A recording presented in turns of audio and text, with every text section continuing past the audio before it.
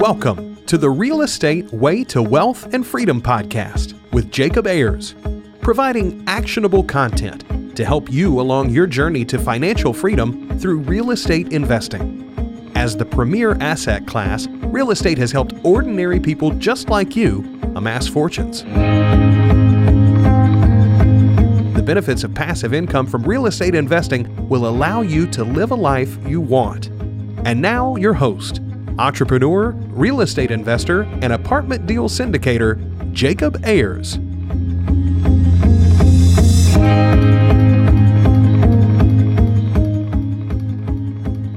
All right, today our guest is Jordan Goodman. Jordan is America's Money Answers man and a nationally recognized expert on personal finance. He is a regular guest on numerous radio and television call-in shows across the country, answering questions on personal finance topics. Jordan appears frequently on The View, Fox News Network, Fox Business Network, CNN, CNBC, and CBS Evening News. I'm excited today to invite Jordan Goodman onto the show. Jordan, thanks so much for joining us. Great to be with you, Jacob. Appreciate it. Hey, it's our pleasure, Jordan. Well, hey, could you tell the audience a little bit about yourself, your background, and how you got started in the personal finance industry? Been doing it a long time. I I grew up in New England. And if you really want to go all the way back, starting at age 12, I started as a journalist. I wrote the youth baseball column for the Cape Cod Times. That's how far back I go. Okay. And kind of went from there, did other journalistic things, went to Ayers College, London School of Economics, Columbia School of Journalism, and that's where I really started learning about economic and personal finance journalism. After there, went to Money Magazine, where I was for 18 years, covering all aspects of personal finance. Started doing radio shows, TV shows, speeches in the early 1980s, and then left Money Magazine to do my own thing. And moneyanswers.com has been my website since 1993. So now I do the Money Answers show, which is a weekly radio show. I'm a regular guest on all kinds of TV and radio shows, as you mentioned. I've done 13 books on different aspects of personal finance, including the Dictionary of Finance and Investment Terms, a book called Fast Profits in Hard Times, and one we'll talk about a little bit today, which is called Master Your Debt, all the kind of ways of improving your use of debt in leverage and real estate. So I've been doing this a long time. I love to answer people's questions. My website is moneyanswers.com, and I've just loved to help people with all these things. If you have the right resources, Jacob, you can do really well. And that's what I'm going to try to give today. So specific strategies and resources that can really improve your personal financial condition. Yeah, awesome. I look forward to jumping into all those, Jordan. Now, the first question I've got for you, as America's Money Answers man, what is the most common question you get about money, whether that be personal finance, investing, anything along those lines? What's common out there, and what are people really wanting to know? What I hear all the time is, how do I earn a decent yield on my money? You keep it in the bank today, CDs, money market funds, savings accounts, you get zero. And it's going to stay that way as far as the eye is concerned. And the banks can get away with it because people just sit there like a blob, have their money sitting there earning nothing, and the banks can get away with it, so they will. So the banks have been raising what they're charging on loans, whether it be credit cards, small business loans, student loans, car loans, I mean, whatever, they're raising what they're charging, but they're not raising what they're paying on deposits, and they can get away with it. So their profit margins are widening, but it's infuriating to people to have their money sitting there earning nothing. So, and I've got a solution for this, but this is what I hear all the time, Jacob, is where do I go to get a decent yield on my money? And my particular solution actually happens to be in the real estate field, so it's directly relevant to your people. Yeah, awesome. Well, yeah, a lot of people turn to questions like that, Jordan, when they're first getting started, maybe coming out of their careers. You know, they've got a little bit of money now. We're talking about maybe millennials, young professionals here, and they don't know what to do with their money. It kind of seems maybe a little challenging to, jump into the stock market where they don't know it quite so much, or, it just the environment seems pretty intimidating. So what kind of advice do you have to those types of people just getting started in their careers? So here's a place to get started. In the real estate field, where it's completely passive, you don't have to be fixing and flipping or doing anything like that yourself, and you can earn an 8% yield quite safely over a 1-year time frame, and then you can keep it in as long as you like, but the minimum hold time is 1 year. And these are what are called secured real estate funds. And as always, I'm going to give a phone number, a website, securedrealestatefunds.com. And basically what they're doing is they're lending money short-term, like over a year, to a wide variety of commercial real estate projects all over the country, like 30 different ones. So it's diversified geographically. And for example, they'll do retail, they'll do medical buildings, they'll do student housing, they'll do assisted living, parking lots, apartment buildings, just all kinds of different commercial properties. They lend maximum 70% of the value of the property. So loan to value maximum 70%, meaning the builder developer who's doing the renovation always has at least 30% stake in the game, if not more than that, which kind of makes sure that he stays around to finish the project. And the strategy that they use, Jacob, is what they call forced appreciation. So what they mean by that is they're adding tremendous value to an existing piece of real estate. So again, the builder has every reason to want to finish it because he's going to do very well if it's done. I'll give you an example, Jacob, if that would be helpful, of a project they did recently. Please do so. There was a guy that had a big building, an apartment building in Boulder, Colorado. He was renting it out to 2 students, and he tried to get a loan from a local bank. He couldn't. The banks are so difficult to deal with these days. So he got a loan from the fund, rejiggered the house, and a year later, he had 4 apartments instead of 2 in the same building. So his income doubled, and the value of the house was up, 50%, some dramatic amount, because the cash flow from the same property was so much higher. So he was willing to pay maybe 10% for a year to rejigger the house, put in 4 bathrooms, 4 kitchens, 4 doors, really kind of completely redo the house. But he added a tremendous amount of value to the existing property. So it went up in value, not because of what was going on in Boulder real estate, but because of what he did to the project. So that's the forced appreciation model. I'll give you another example. There's a guy that had a big house where there was 1 elderly person living there. He rejiggered the house and made it into an assisted living place where there were 6 elderly people with like a nurse's station. So he got 6 times the income that he had when there was just 1 person there in the same house. So hopefully that makes sense. The forced appreciation model aligns everybody's interest. The builder's going to make money. And then actually when he sells the property after it's completed, he shares some of that profit back with the fund, which distributes it to shareholders in the form of a quarterly profit-sharing distribution. So just to give an example, for all of 2017, the actual return on the fund was 8.7%, 8% from interest, 0.7% from the profit sharing. And over time, as more projects come to fruition, there should be more profit sharing distributed on a quarterly basis whenever buildings sell during that particular quarter. So there's a place right now to get 8%, minimum hold time 1 year, minimum investment $5,000, no commissions whatsoever. The net asset value of the shares remains at $10 a share. So it doesn't go up, doesn't go down. It's unaffected by the stock market or the bond market or anything like that. So I would say 8% is a little bit better than 0. Would you agree, Jacob? Yes, definitely so. Yeah, well, that's an interesting approach, Jordan. And this is one that's a passive approach for those investors who maybe don't want to get their hands dirty doing flips or, buy and holds, or maybe just don't have the experience yet and are wanting to learn from a passive approach. And so these people will invest their money into other people's projects that now you're really starting to speak our lingo with the value add, forced appreciation. Our audience members are familiar with these terms and understand what's going on here, but they're able to participate in these deals as passive investors and, really have their investment secured by a tangible asset, which is, I think, the root of what most real estate investors like. Exactly. So, and the people doing this have been doing this for 30 years. And so forced appreciation is one. The other thing which might be helpful to your people is they use the principle of what they call collaborative lending, meaning they're like a partner to the builder developer. When you have a bank, the bank is like the enemy. They're trying to get as much money out of you as possible. Now, in this case, the fund really works with the builder developer to structure it so it works for the builder, it works for the fund, it works for the investors, and it's like a team that's all working the same direction. And you just, as a result of that, you not only get a higher yield, but you get that profit sharing. I mean, some builder is not going to share some of his profits with a bank, right? They're the enemy. Here, because they're so helpful in the whole process of getting the deal done, they're actually willing to give up some of their profits, which is kind of unusual. So that's the whole concept. And beyond the specific fund, if you can structure a deal in a collaborative way where everybody wins, you'll end up doing better. at a safer kind of risk level, and it's a win-win for everybody.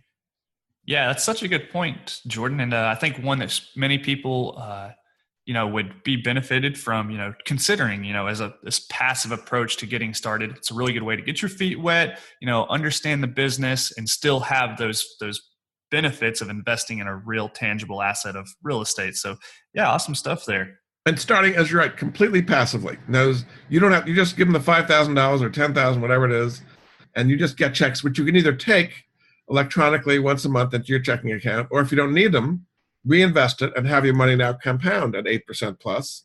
And you can do it in an IRA as well. So say you've got a Roth IRA and you put 5,000 or so in there and wake up 20 years later, it's going to be worth a lot if your money is compounding at 8%. Or you can do it outside an IRA, either way. So to me, in a 0% world, to earn 8% with this kind of backing of actual physical real estate is at least good for part of your portfolio. The way I look at it, Jacob, it's an alternative to cash or bonds. Cash, as we said, earns nothing.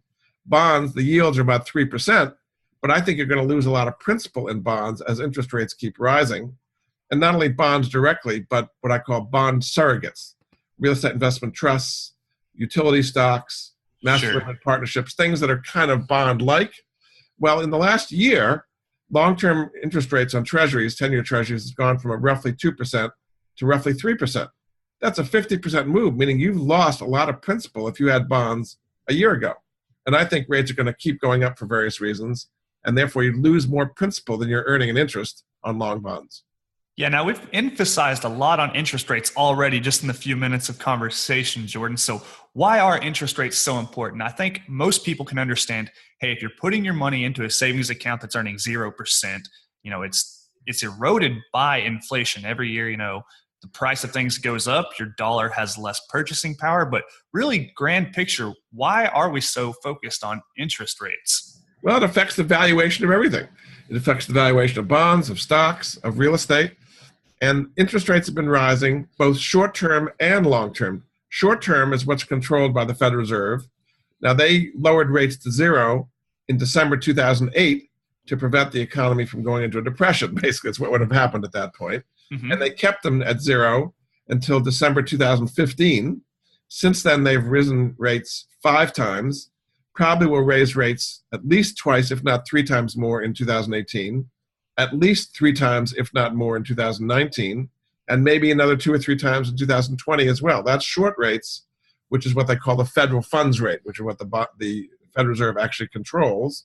When they raise the Fed funds rate, that means that the prime rate, which is 3 percentage points higher than the Fed funds, goes up as well. So the Fed funds is now 1 3/4, and the prime rate is now 4 3/4, and that's all of what your rates are tied to. That's like credit cards, student loans, car loans, small business loans, all those things are tied to the prime. So that's why you're seeing those rates go up. So that's short-term rates.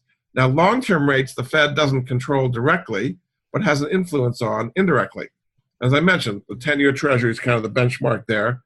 That's gone from roughly 2% to roughly 3% in the last year or so. And that's gone up for several reasons. The economy is stronger, so it means there's more demand for money. And I think one of the big impacts and reasons why interest rates on long bonds are going up is the huge borrowing demands from the federal government. Now, we had tax reform passed at the end of 2017, which is all wonderful. It means you get a little bit more in your paycheck. Companies get their tax rate went from 35% to 21%, which means that they have a windfall of huge amounts, which they're putting back into their businesses to some extent. Yeah, but they're also buying back stock and raising dividends enormously. I mean, just last week, Apple is raised its dividends 16% and is buying back $100 billion worth of stock. Okay, that's telling you something. They don't know where to invest the money other than buying back their own stock.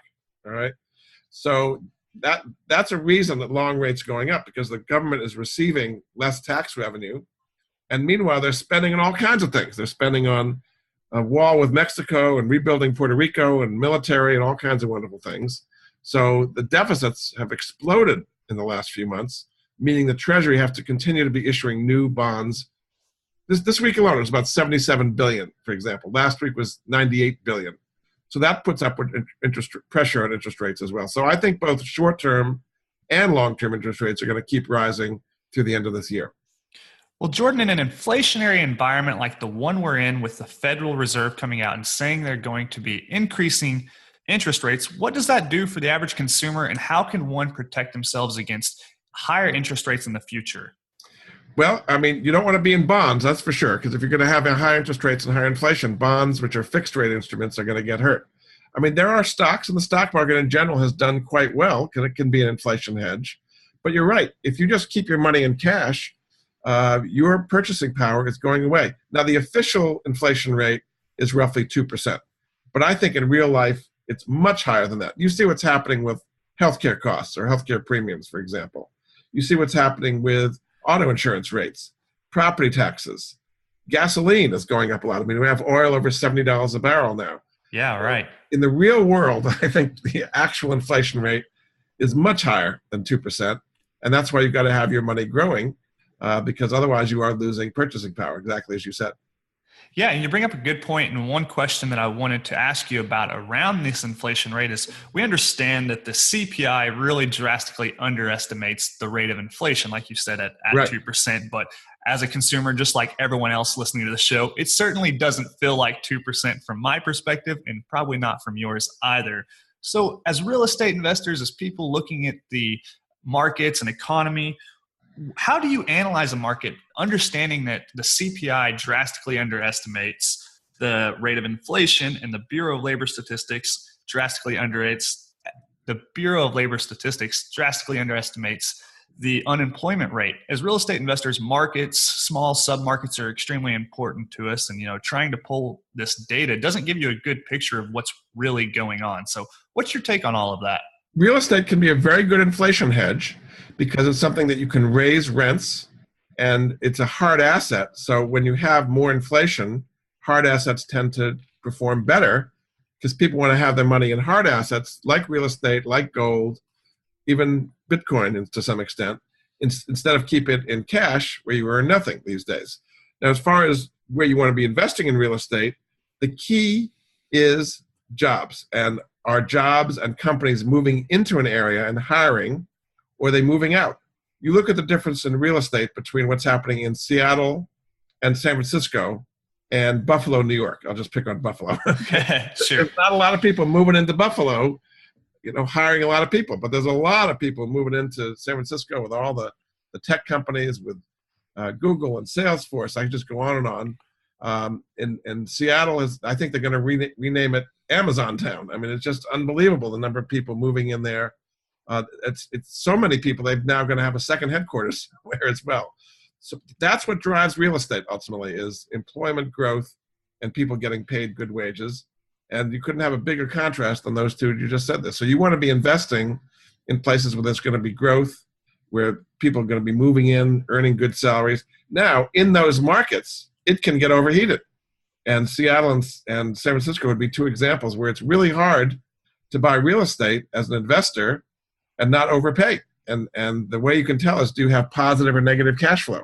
If you pay too much and you borrow too much to buy a house or rental building, and the rents don't cover your expenses, you're in negative cash flow. So it may be appreciating, but every month you got to come up with more money out of your pocket to cover the difference. And that's a risky strategy, is to buy negative cash flow real estate. Well, Jordan, as interest rates are rising, there's a difference between good debt and bad debt. So we understand that in the near future, interest rates are going to be rising. So you're not advocating going out and buying that flat screen TV on your credit card now because in the future the rate's going to be more expensive, but rather locking in good debt. So can you give us your take on good debt versus bad debt and just a little bit about that? Well, good debt is debt that is appreciating your assets sometimes. That it's, you're investing in a way that you're getting a higher return than what you're paying on the debt. So if you have a 4% mortgage and you can take that money and earn 8%, that's good debt. If you have money that's paying you, 13%, and you just consumed it immediately, had a vacation or a fancy dinner, that's bad debt because you're not getting any return on it. Maybe it felt good to have a nice dinner for the moment, but you're not getting any long-term return on that. So you want to debt can be a very good thing if you use leverage appropriately, but you have to use the money in a way that's going to be growing enough. Now, I would say that student loans can be a good source of good debt if you're investing in yourself and you come out with a skill that's marketable, and then you make it back that way. I'll just give you an example of my own son, Jacob. My son went to Dartmouth. He got a job as a management consultant, and then he went to Berkeley, where he got a master's degree in data science, and he got a job at Airbnb in San Francisco, which is where he works now. So I think the 1 year was like $60,000 at Berkeley, but he's making like triple that now at Airbnb. So that was an investment in the degree, which gave him the ability to do a job when he's earning much more. That to me is good debt, you see, because he's getting a return on his investment. Now you might not get the same, and I'm not going to pick on anybody particularly, but if you got a degree in Etruscan pottery or Renaissance poetry, you might not get quite as good a return on it as you would in data science today. So I'm not saying all student loan debt is good, but if you pick up skills that you can then use, then yes, I think investing in yourself can be what I would call good debt. Yeah, really good points there. And I think you hit it right on the head with education can be an investment. Just, some education has a better return than others. So yeah, be sure to, think of that going into your education for those people in those types of situations. So yeah, good stuff. And then I would also say that you want to pay your debt down as fast as you can. Now, one of the books I mentioned is called Master Your Debt. I talk about a strategy which is called mortgage equity optimization, which just blows people away that they don't realize they can pay off a 30-year mortgage in about 5 to 7 years on their existing level of income if they know how to play the game. This is something. Tell us about that. You will never hear about this from a bank, okay? Because the banks are very happy with the current system. The current system is you keep your money in a checking account or savings account earning 0, and then you take out a 30-year mortgage, even if it's at a good interest rate like 4 or 5%, and all the interest is up front, right? The first 10 to 15 years of a mortgage, you're paying almost all interest. After 15 years of paying on a mortgage, maybe you will pay down 10% of the principal. Okay, so this works very well for the banks. You give them your money for free. You pay them huge amounts of interest for many, many years. And even better for the bank is if you refinance the 30-year mortgage to get a lower rate, then you start a new 30-year clock all over again. And you've just thrown away tens of thousands of dollars in interest you paid on the first mortgage to get a lower rate in payment. Okay, so that's the current system. You can see how that works so well for the banks. Making progress on your principal, and you kind of blend the HELOC with your first mortgage, and then end up paying your mortgage off much faster. Let me give you an example of how it works, in a typical example, okay? Okay. So say you had a house worth $300,000, and say you had a $200,000 first mortgage at 4% at a good rate. You would then take out a home equity line for maybe $50,000. I'm just giving an example here. So that's the second.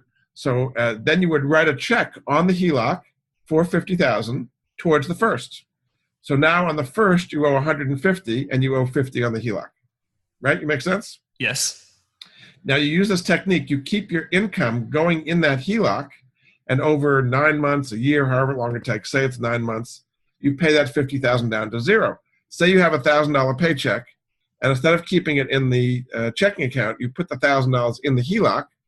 Now instead of owing $50,000, you owe $49,000. So you're paying interest on a lower principal amount. And you just keep doing that, and every day you're making progress. So literally every month, your HELOC balance is going down at an accelerating rate as you pay your mortgage off faster. Then after, say, 9 months, you paid the HELOC off the $50,000 back to 0. You do it again. You write another $50,000 check on the HELOC towards your first, which now goes from $150 to $100. Next year, so you pay the HELOC off. You do it twice more, right, $50,000 at a time. So after 4 years, you paid off your first mortgage. You use this technique to pay your HELOC off, and in 5 years or thereabouts, you are completely mortgage-free. Both your HELOC and your first are paid off on your existing level of income. Now, there's 3 things you need to make this work. You got to have equity in your house, because you got to have something to borrow against. If you're underwater in your house, there's nothing to borrow against, so that's not going to work. Right. Second thing, you got to have a decent credit score, 680 or higher, to qualify for the HELOC. And the third thing you need is positive cash flow, more money coming in than going out during the month, because that positive cash flow is what's pushing down your principal on that HELOC all the time. And I would bet the vast majority of your listeners have home equity, decent credit scores, and positive cash flow. So if you learn how to play this game, literally, I've saved your listeners 25 years off their mortgage and tens of thousands of dollars in needless interest. And this not only works on your primary residence, but this works on rental properties as well. And in that case, your renters are paying your commercial mortgage off much faster, so that that property becomes free and clear years sooner than you ever thought possible. Now, there's a website where you can actually model this for yourself and see how it might work, and that is truthinequity.com. Truthinequity.com. It's a free website. You go on there, you do what's called a personal profile, and you put in your numbers. You put in your income, your expenses, your house value, your mortgages, all these different things, and it's going to say instantly, based on the numbers you just gave us, it's going to take you 28 and a half years to pay off your mortgage. With those numbers, it'll be 6.2 years that your mortgage will be paid off, whatever the numbers come out to be. And they show you step by step how to do it. So this is a strategy, again, you'll never hear about from the banks because they don't want you to know about these kind of things. Yeah, this is really interesting, Jordan, and it's certainly a new strategy to me, and I'm sure many of the listeners out there. Now, what comes to mind when I'm thinking about real estate investors are there are kind of two camps of people. Those who want to invest for cash flow and either live off that cash flow or reinvest that cash flow into more assets and control more and more assets, growing their portfolio that way. Or the other camp is people who want to put the money back into those properties and pay them off quicker so that one day they can retire and have the retirement income from that. So how does this strategy pair with both of those, and does it complement one better than the other? What's your take there? It works for both. So if you want cash flow, this is going to increase your cash flow. The money you're getting from the rentals, you're putting it back in and paying the mortgage off faster, but you're going to get to a debt-free rental property much quicker, 5 years instead of 30 years or so, after which time it's free and clear and you get to keep all the cash flow. You don't have any mortgage payments to make. Or on the other side, say you use this thing when you're gaining equity much faster, and then you can sell the property and put it into another property. So it actually works for either strategy. The key thing is to get that debt paid off faster. A lot of people take a long time to pay off debt. And just by flowing your money in a more efficient way, you can really take control. And you see how your money is now working for you instead of the bank. Right? With a traditional system, your money is sitting there in checking account earning nothing, and you're paying interest. Your money is always working for the bank. Here, every day you are making more and more progress in your principal, getting to be debt-free, and your money is actually working for you. And once you pay your mortgage off, you can buy the properties, or you can invest in stocks and mutual funds and other kinds of things. Remember we talked earlier about good debt and bad debt? So here's a strategy. So say you use this technique, and you have rental properties, and you're paying 4% on a mortgage, say, and you combine this with what we talked about at the beginning, the secured real estate fund where you're earning 8%, you've got a positive cash flow arbitrage there where you're paying 4 and earning 8, and you're building your assets passively on both sides. Yeah, this is such new stuff and so much to take in. I'm trying to sit here and, take in this information and digest it and figure out how I could make it work with my portfolio. But a good point you do bring up, Jordan, is earlier we were talking about the difference in good debt and bad debt. And now playing devil's advocate here, I could see how someone would say, well, I want to control as much good debt as possible. I don't want to pay down my mortgages on my investment properties. So what's your thought around that? That's okay. I mean, some people want to do it that way. You have more leverage. To me, leverage means risk. Now, it can work out, but it also can be risky if something goes wrong. So my general view is to have less leverage and pay off debt faster, because then you've got flexibility. Once you've paid your debt off, once you've paid your mortgages off, you can always use the HELOC to go back into debt. Say you have another rental property that comes up and you don't have the cash, you can use the HELOC. You're using the equity in that house to buy other properties and build your portfolio. It just gives you flexibility. When you have a lot of debt, you don't have as much flexibility. Yeah, right. Okay, that makes sense. And one thing I didn't realize before you brought up this mortgage equity optimization strategy is you can deposit money into a HELOC and treat it kind of like your own personal checking account. That is Correct. also news to me. So really good stuff there. Your money Lots can of go in and out electronically, right? yes. And see the difference between a HELOC and a first mortgage. A first mortgage is what I call a one-way mousetrap. You put money in, you can't write a check on your mortgage, right? No. Once you go put money in, you can't get it back out. With the HELOC, you can write a check on it. You can do it electronically. Money can go in, money can go out as you please. That's the huge difference between this. So, for example, I hear people all the time, oh, I'm going to make extra principal payments on my mortgage. Okay, that money's going into the mortgage, but you can't get it out for another 25 years or something like that. Right. So you make extra principal payments of 100 or 200 or whatever it is, dollars, and that'll help you 25 years from now because it shortens slightly the payoff. Where you use the HELOC strategy, it's helping you immediately. You're making progress immediately, improving your cash flow. Again, in my example, when you went from 50,000 to 49,000, you owe less interest on 49,000, 50,000, right? And then you go down to 40,000, 30,000, 20,000. Each time it goes down, you owe less and less interest because you owe less principal.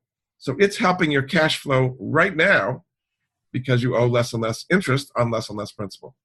Yeah, awesome. Well, for our listeners that want to learn more about this scenario, maybe see if it works for their personal portfolio or their goals, you can go to www.truthinequity.com, where Jordan says you can model these scenarios and see exactly how it'll pan out for you exactly. So, Correct. Jordan, that's really, really insightful advice there. Like you said, you're not going to hear this from the banks. You're only going to hear this from people who have your best interest in mind. And bringing up that topic, let's kind of touch base on a fiduciary investment advisor, or financial planner, I guess is the more correct term. But can you tell us a little bit about what is important about having a fiduciary in your corner? Well, fiduciary, by law, has to put your interests in front of their own. Now, there's been a fiduciary rule going through the Department of Labor, which applies mostly to retirement funds like IRAs, 401ks, things like that. That's the new standard. The old standard has been what's called know your customer or suitability. Are you suitable for an investment? Well, you can be suitable and still be a very bad investment for you. But if the financial advisor has his own interests at heart, is selling you some high commission annuity or mutual fund or something like that, it may be suitable, but it's more in the financial advisor's interest than yours. If you have a fiduciary standard, and they sell you something that you really is not appropriate, or the fees are very high, that's where you can get them on that. But not all advisors are fiduciaries, and in fact, the financial business has been dramatically battling this fiduciary law because they don't want it to go into effect. They like the suitability standard, which gives them much more flexibility to be able to charge commissions and so on. So that's the difference between the two. Let me give you a website to find good financial advisors. There's a group called the Financial Planning Association, FPA, and their website is fpanet.org, and that's a place where you go and look at different financial advisors, and you can see different ones. Some may be insurance-oriented, some may be real estate, some may be stock-oriented, estate planning. There's lots of different kinds. So there's an objective source to get some financial advisors in your local area. Yeah, okay, that's fpanet.org. We'll link all of these resources that Jordan has mentioned in the show up to now in the show notes for our audience to go find. But Jordan, real quick, one thing I want to touch on there is people who might not be aware of this fiduciary rule. It might sound crazy that your financial planner doesn't have to have your best interest at heart rather than this suitable product. It's almost like, well, it's good enough, but it's not the best. So that seems astounding in itself. Well, that's been the whole structure of the system. Most of these investments work for Wall Street, but not Main Street. Okay, and that's why people just to give an example, in mutual funds, okay, the reason everybody's moving these money to passive mutual funds, to index funds today, is for many, many years there's been these active funds that charge high management fees, 1.5%, 2%, whether they deliver good performance or not. And it's fed the fund companies, and the people who have money in those funds are paying asset management fees all the time.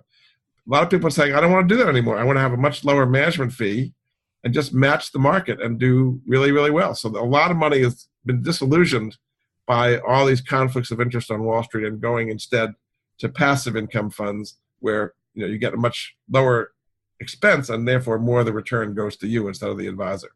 Yeah, really good points there, and something to really be aware of when you're looking for a financial planner. If you are, just be aware that you need to look for somebody who has your best interest in mind and is actually required to do so. So for more information, check out that resource and find a good financial planner that fits your needs and has your best interest in mind. So switching gears here really quick, Jordan. Earlier we mentioned that the new administration has passed the recent tax cuts and job acts. And I want to ask you how that's impacting the everyday consumer and particularly entrepreneurs and real estate investors alike. Well, it's made interest rates go up, as we talked about, because it means the deficits have gone up.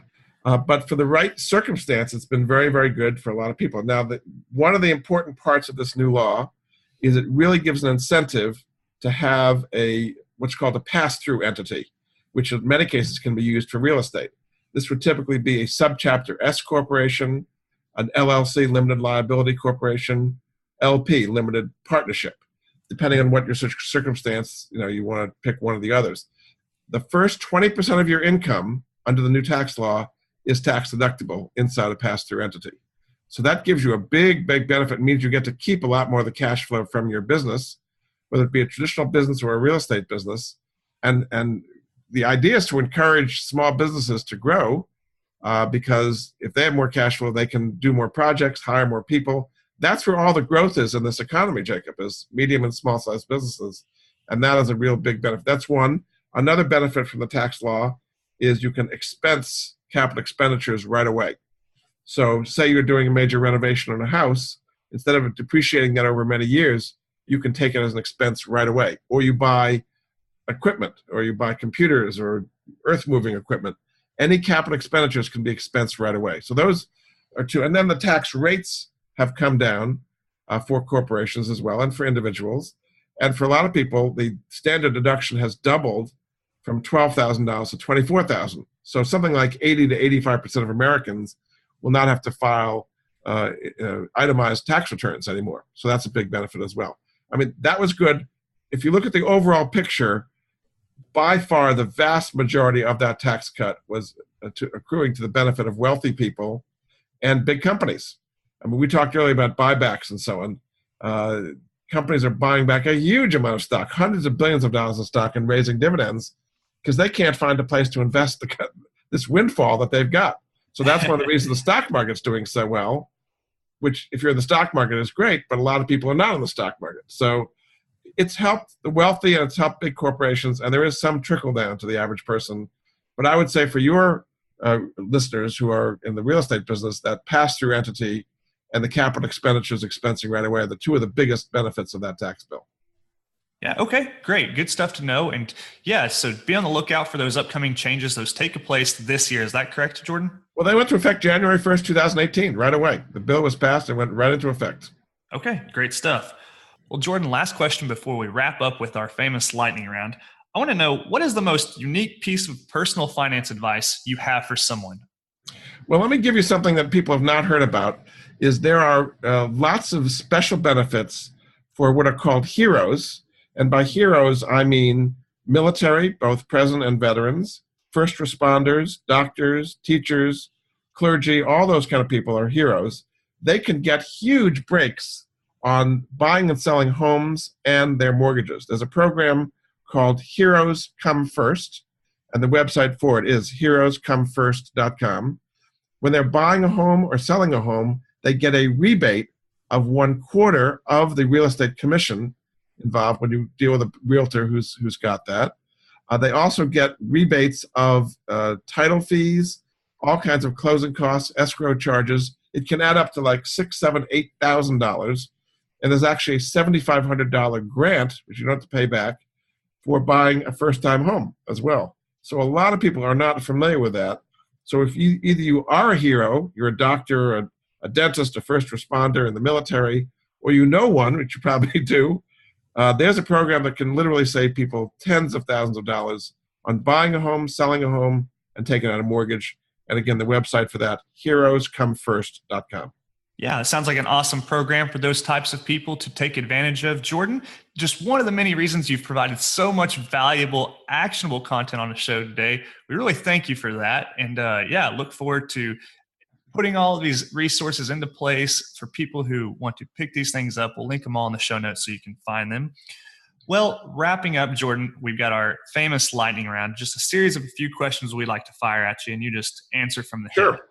Okay. Well, Jordan, do you have a personal habit that contributes to your success? I read an awful lot. I have newsletters. I read all the newspapers. I read newsletters online. I'm just an information sponge. And that creates knowledge in ways you can never know how it's going to be used. So I guess that would be my habit, is being an information sponge. Yeah, it really shows. Well, Jordan, do you have an online resource that you find valuable? Well, my own website, which would be helpful to people, moneyanswers.com, is like a central clearinghouse for all kinds of personal finance information. During our time together, I've just talked about 3: the secured real estate fund to earn 8%, the equity optimization to pay your mortgage off faster, and the Heroes Come First. But I've got maybe 60 or 70 different resources in all different areas of personal finance to help people. And that's what I really love doing. And I love to take emails from people as well.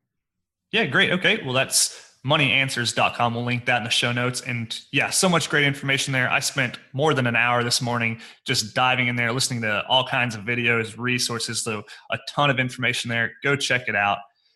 Jordan, what book would you recommend to the listeners and why? There's a book called The Future of Money by Rick Edelman, which I find very useful. He's talking about all the new technologies that are coming along that are transforming our lives, which you can either get in front of and benefit from or get crushed by, basically. So we're talking about 3D printing, artificial intelligence, cloud computing, driverless cars, biotechnology, on and on and on it goes. These things are going to happen whether you like them or not. And so you want to learn about these things and invest in them. I'll give you a specific example. He actually helped put together an exchange-traded fund called the Exponential Technologies Fund, symbol XT. And that's a fund that invests in 200 companies that do all these kind of exponentially growing technologies. I've invested in that. It started off at about $20 a share, about 2015. It's now almost $40 a share. And that's, to me, a way to benefit from all these technologies. So that's a book that really is eye-opening to see all these technologies and how they're changing your life. That's the future of money. You can either get in front of it or get crushed by it, as Jordan says. So take your pick, pick up the book, and we'll link that in the show notes as well. So, great. Jordan, last question. If you were to give advice to your 20-year-old self about personal finance, kind of any of the topics we've talked about today, what would it be? Be open to what shows up and not closed. And a lot of people, opportunities come their way, and they're just not open to hearing about it. And it just shuts off all kinds of possibilities. Your career is never going to be like a straight path, okay? Things come up. I joined Money Magazine after Columbia School of Journalism, but then I started doing speaking and radio and TV, and all kinds of things kind of spun out of that. And you just have to kind of stay open to what the world shows up with, and amazing good things can happen. And I'll say another piece of advice for younger people is to leverage your experience and your contacts with those of others. You can only do so much yourself, but if you combine your knowledge, contacts, finances with those of others, there's no limits to how well you can do. Yeah, awesome. I love it. Well, Jordan, it's been a great conversation. You've provided us with so much actionable content and resources to implement, lots of new ideas, lots of new strategies that we've never talked about on this show. So thank you for that. For the audience members that would like to get in touch with you, learn more about you, connect with you, where is the best place for them to do so and how? So they should go to moneyanswers.com. As you mentioned, there's all kinds of resources. I've got a Money Answers YouTube channel now. I do the weekly Money Answers radio show, and I often do it about real estate topics. And I love to take emails from people. So that's the central source for all kinds of ways, way beyond what we've even talked about today. This was just the beginning, Jacob. Just the tip of the iceberg, certainly. All right, well, that's moneyanswers.com. Jordan Goodman, thanks so much for coming on the show. We look forward to having you back for a future episode. Great. Thanks so much, Jacob. Really appreciate it. Thank you. Take care.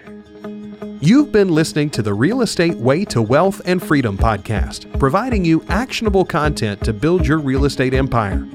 Nothing on this show should be considered specific, personal, or professional advice. Please consult an appropriate tax, legal, real estate, financial, or business professional for personal advice. The opinions of guests are their own. Information is not guaranteed. All investment strategies have a potential for profit or loss. The host is operating on behalf of the Real Estate Way to Wealth and Freedom, LLC, exclusively.